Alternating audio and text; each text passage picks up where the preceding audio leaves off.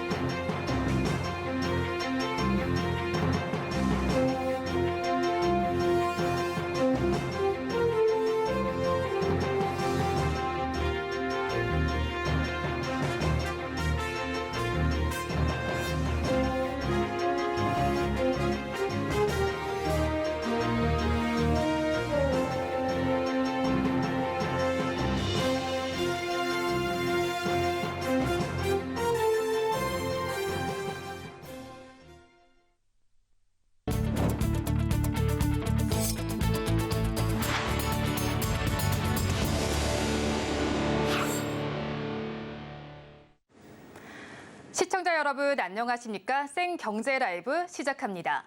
첫 소식입니다. 카카오의 일부 계열사들이 조직 개편에 나섰습니다. 영업이익 악화로 인한 결과라는 해석이 나오는 만큼 계열사의 도미노 구조조정 우려가 커지고 있습니다. 윤혜림 기자가 보도합니다. 카카오 엔터테인먼트가 지난 12일부터 2주간 10년차 이상 고연차 직원을 대상으로 이직 전직 지원 프로그램 넥스트 챕터를 진행합니다. 지난해 적자 전환을 한 카카오 엔터가 구조조정이나 희망퇴직을 진행한 것이 아니냐는 관측에 회사 측은 선을 그었습니다. 오늘 카카오 엔터 관계자는 새로운 도전을 할 수 있는 토대를 제공하고 인력 선순환의 효과를 기대하고 있다며 모든 절차는 희망자에 한해서 진행되고 인위적 구조조정은 전혀 아니다라고 밝혔습니다. 앞서 배재영 카카오 공동체 투자총괄 대표는 실적 발표회에서 구조조정을 암시하는 발언을 했습니다. 현재 카카오와 카카오 공동체 전체적으로 이제 비용을 보다 효율적으로 한 노력을 진행 중에 있고 일부 경쟁력이 낮다고 생각되는 사업들은 정리를 계획하고 있습니다. 이에 지난해 영업 적자 폭이 컸던 카카오 엔터프라이즈, 카카오 스타일, 카카오페이 등 계열사가 언급됐습니다. 발언 이후 실제로 챗봇, 업무 물류 플랫폼 사업 등을 진행하던 카카오 엔터프라이즈가 클라우드와 검색 사업 부문을 사내 독립기업으로 전환하고 새로운 수장을 맞이한 바 있습니다. 다만 카카오 엔터프라이즈를 포함한 카카오의 새로운 성장 동력, 뉴 이니셔티브에 대한 투자는 공격적으로 하겠다고 밝힌 만큼 포함되지 않은 계열사의 구조조정 가능성이 높아졌다는 분석이 나옵니다. 서울경제TV 윤혜림입니다. 현대차 그룹이 오픈 이노베이션 테크데이를 열고 협업 중인 스타트업들의 주요 기술을 선보였습니다. 국내외 스타트업 생태계와 상생하는 한편 미래 모빌리티 혁신 기술을 선점하겠다는 전략인데요. 현장에 성나균 기자가 다녀왔습니다. 귀엽게 생긴 로봇이 가파른 계단을 안정적으로 올라갑니다. 드론이 벽면의 결함을 탐지해 길이와 폭을 알려줍니다. 현대차그룹이 직접 투자하고 협업 중인 스타트업들의 핵심 기술입니다. 현대차그룹은 오늘 오픈 이노베이션 테크데이를 열고 스타트업 생태계와의 상생 전략을 비롯한 혁신 성과, 협업 체계 등을 발표했습니다. 현대차 기아는 지난 2017년부터 올해 1분기까지 200개 이상 스타트업에 1조 3천억 원을 투자해왔습니다. 전동화, 인공지능, 자율주행, 로보틱스 등 급변하는 산업 생태계에 민첩하게 대응할 수 있는 체계를 갖추기 위해서입니다. 현대차그룹은 새로운 고객 가치를 창출하고 혁신적인 기술과 서비스를 개발할 수 있는 스타트업을 적극적으로 육성해 함께 커나간다는 목표입니다. 결국 모든 협력의 시작은 이제 상대와 대화를 나누는 것에 저희들은 그거를 제공하고 도우면서 그 아이디어에 함께 참여하고 대화에 함께 참여하는 그런 식으로 운영을 하고 있고, 이에 더해 현대차그룹은 국내를 넘어 전 세계 수많은 스타트업들과의 협력 관계를 구축해 미래 성장 동력을 선점하는 한편 글로벌 시장에서 경쟁력 또한 강화한다는 계획입니다. 현대차그룹은 SDB를 비롯한 자원순환, 저탄소, 반도체 등 분야에서 스타트업을 지속 발굴해 과감한 협업 전략을 펼친다는 계획입니다. 서울경제TV 성낙윤입니다.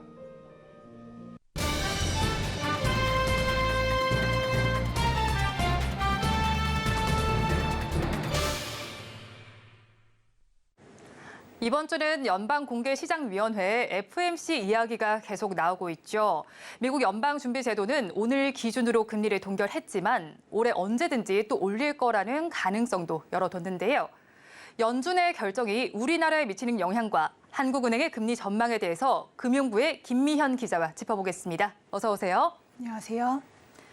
네, 김 기자, 이번에 연준이 시장대로 금리를 동결했습니다. 사실 관심은 이번 결정이 인상 종료의 신호냐 혹은 한 박자 쉬어가냐라는 거였는데요. 어떤가요?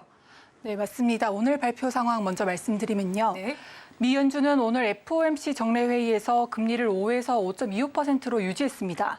파월 의장은 1년 넘게 이어온 금리 인상 효과를 확인할 시간이 필요하다며 동결 배경을 설명했는데요. 하지만 인플레 압력이 계속 높은 상황이라 거의 모든 위원들이 올해 중 추가 금리 인상을 적절하게 보고 있다는 견해를 밝혔다고 말했습니다. 금리 인상 종료가 아니라 잠시 쉬어간다는 신호를 보낸 건데요. 앞으로의 기준금리 전망이 담긴 점도표도 중간값이 5.6%로 지난 회의보다 0.5%포인트 올랐습니다. 현재 미국 금리가 5에서 5.25%인데 점도표대로라면 올해 미국은 0.25%포인트씩 두 차례 금리 인상에 나서게 됩니다.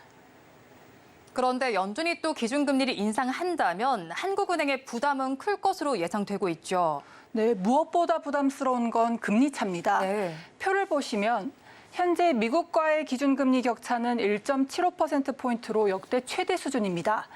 만약 우리는 동결, 미국은 0.25%포인트씩 두 차례 금리를 올릴 경우 이 차이는 최대 2.25%포인트까지 나게 됩니다.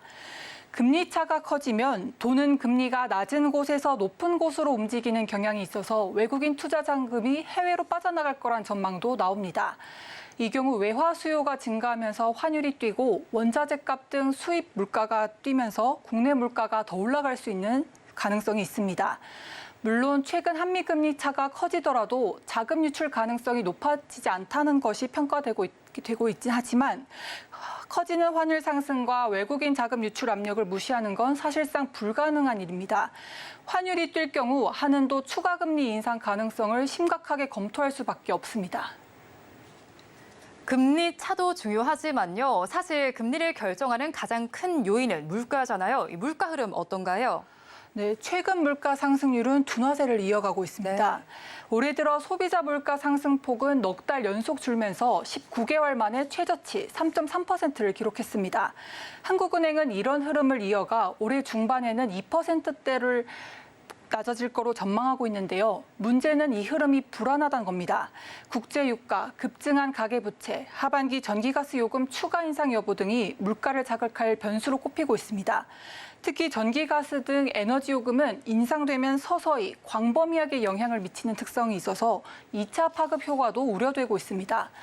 여기에 일시적 변동성이 큰 농산물과 석유류를 제외한 근원 물가 상승률도 좀처럼 4%대를 벗어나지 못하고 있어서 둔화세가 더딘 모습입니다.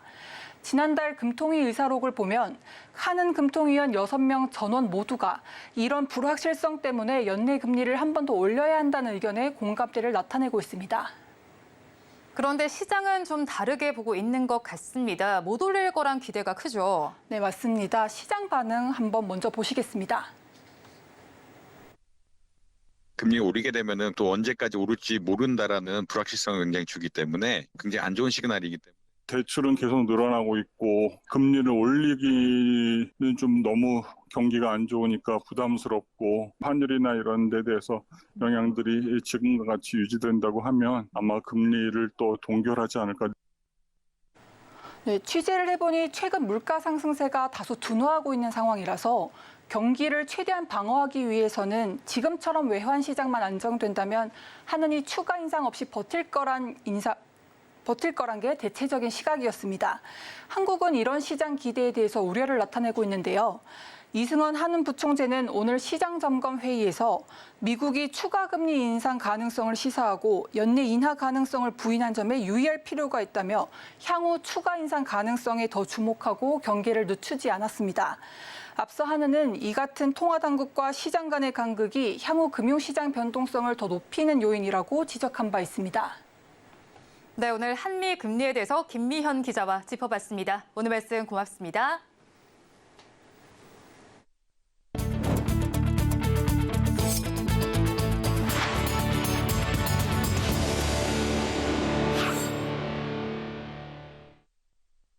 삼성 헬스 모니터 앱의 불규칙 심장 리듬 알림 기능이 지난 5월 미국 FDA에 이어서 우리나라 식품의약품안전처 허가를 받았습니다.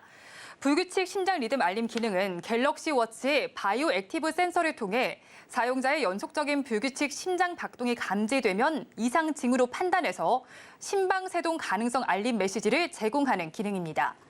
이 기능은 올해 하반기에 출시되는 갤럭시 워치 신제품에 탑재될 예정인데 우리나라와 미국을 포함한 글로벌 13개 시장에 우선 지원됩니다.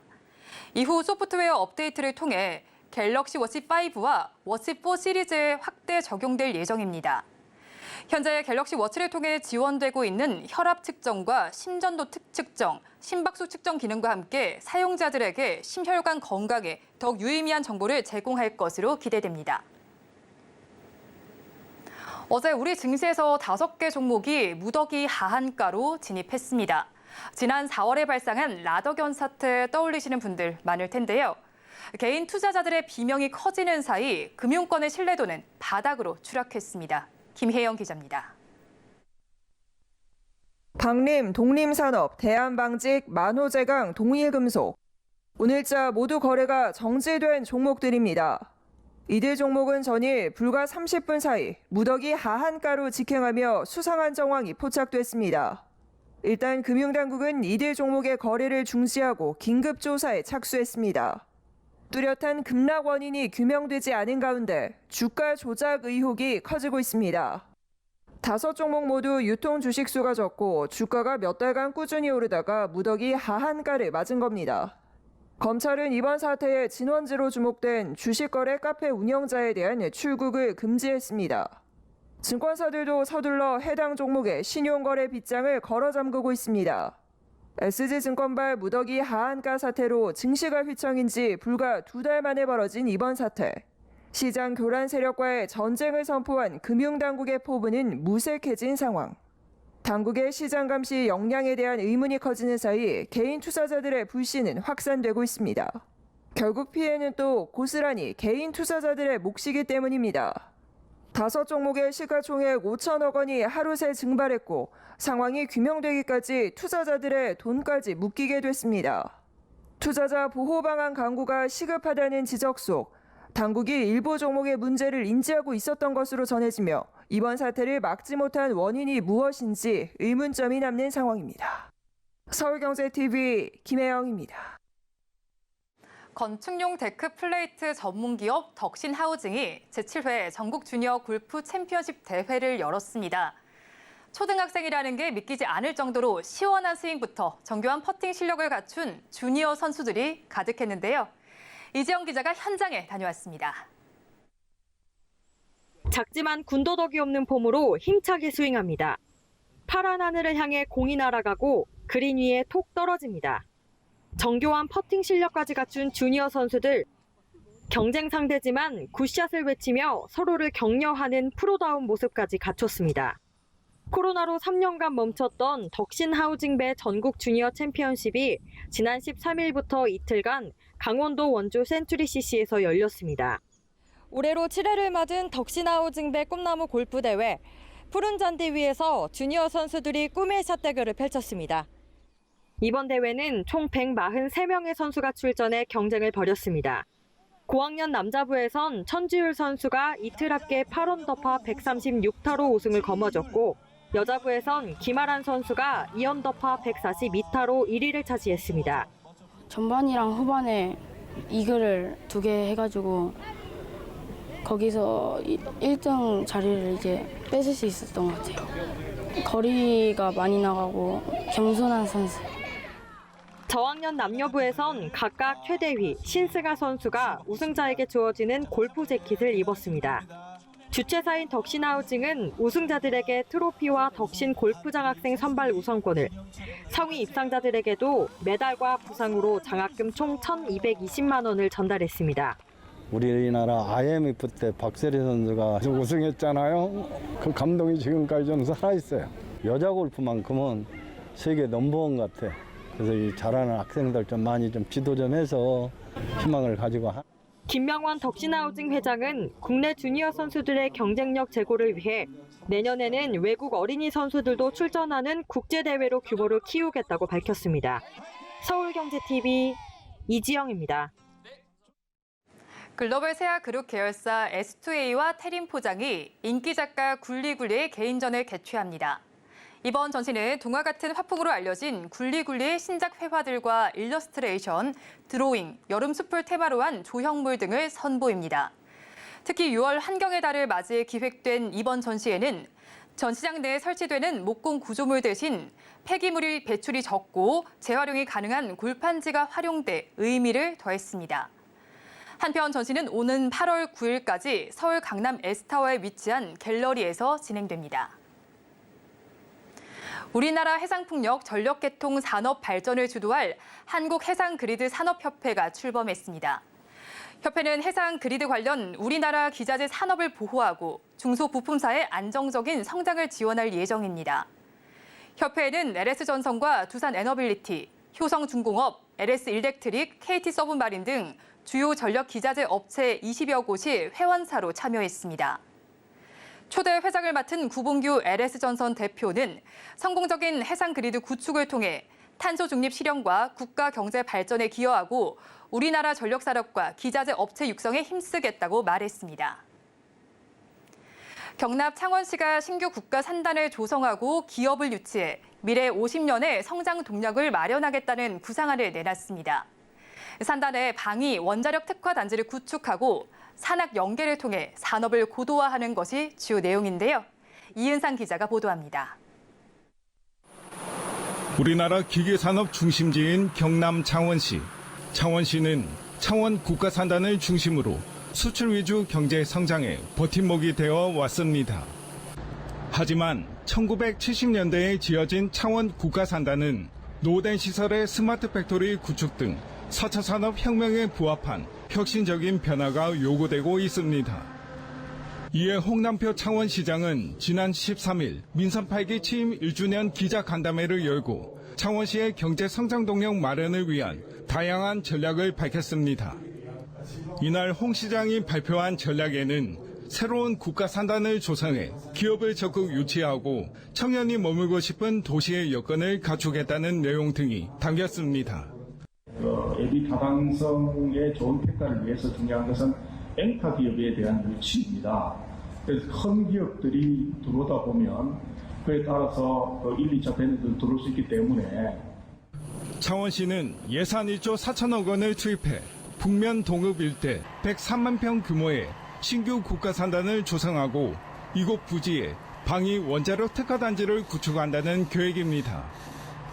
이외에도 창원시는 지난 3월 지정된 전국 15개 신규 국가산단 후보지 가운데 가장 먼저 첫삽을 뜬다는 계획과 방위 원자력 산업 활성화, 산학 연계를 통한 산업 고도화 전략도 밝혔습니다.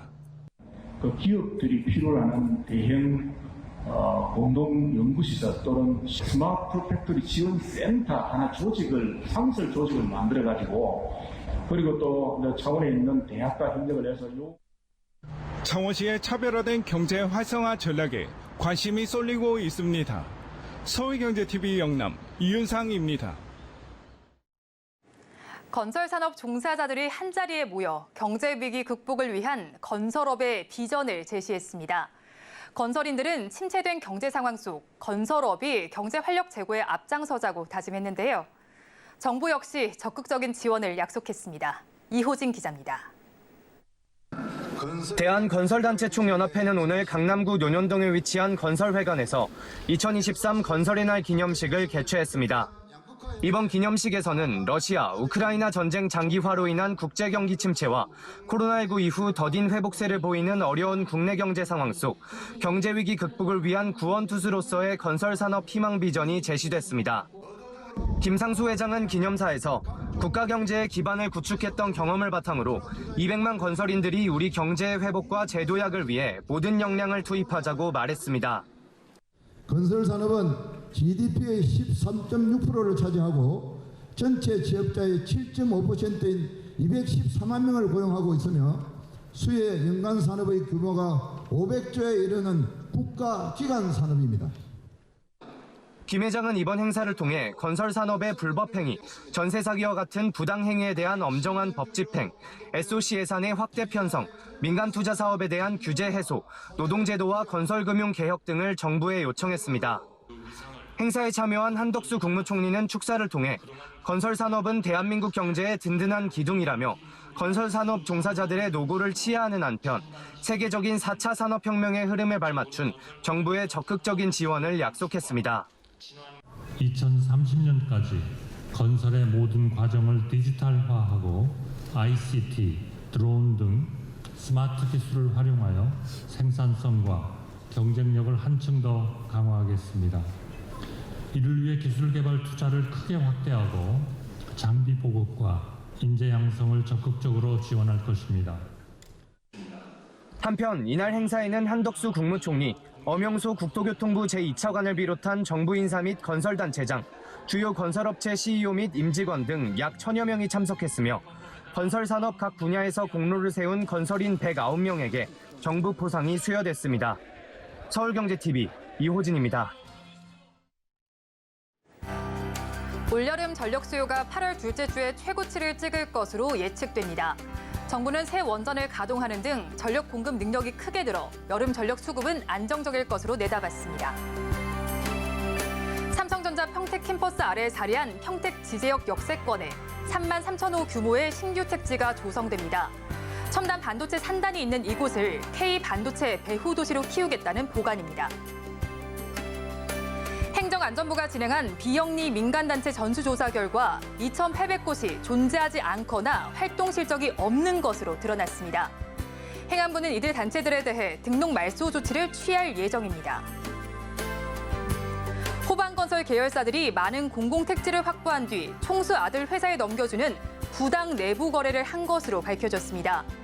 공정위는 이에 대해 시정명령과 과징금 608억 원을 부과하기로 했습니다.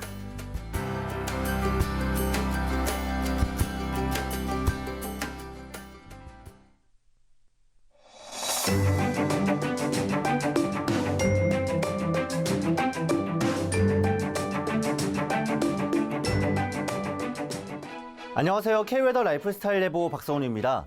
전국 하늘에 대체로 구름 많은 가운데 대기 불안정으로 인해 곳곳에서 소나기가 지나고 있는데요. 오늘 저녁까지 강원 영서 남부, 충남 동부, 충청 경상 등 많은 곳에서 소나기가 내리겠습니다. 양은 5에서 40mm가 되겠습니다. 한편 내일은 전국 하늘이 점차 맑아지겠고 전라와 제주는 종일 맑겠습니다. 기온은 더 오르겠습니다. 내일과 모레 서울의 아침 기온은 19도를 보이며 오늘 아침보다 조금 더 기온이 오르겠는데요. 낮 기온은 내일은 29도까지, 토요일인 모레는 31도까지 오르며 더 덥겠습니다. 당분간 맑은 하늘에 비 소식도 없어 한낮에는 더위로 인한 건강관리에 더 유의하셔야겠습니다. 다음은 자세한 지역별 내일 기온입니다. 중부지방 서울과 인천 19도, 세종과 춘천 17도로 아침을 시작하겠습니다. 한낮 최고 기온은 서울과 대전 29도, 청주와 춘천 31도까지 오르겠습니다. 동해안 지방의 아침 기온 속초와 강릉 18도 보이겠습니다. 낮에는 29도까지 올라 덥겠습니다. 남부지방 전주 18도, 대구 19도, 제주 18도로 아침을 맞이하겠습니다. 낮 기온은 광주 32도, 대구 31도까지 오르겠습니다. 전해상 구름 많겠고 물결은 잔잔하겠습니다. 주말에는 전국 하늘 맑은 가운데 기온도 크게 오르겠습니다. 다음 주 월요일부터는 전국 하늘이 점차 흐려지겠고 제주에는 비가 내리겠습니다. 날씨였습니다. 생경제 라이브 마칩니다. 함께해 주신 여러분 고맙습니다.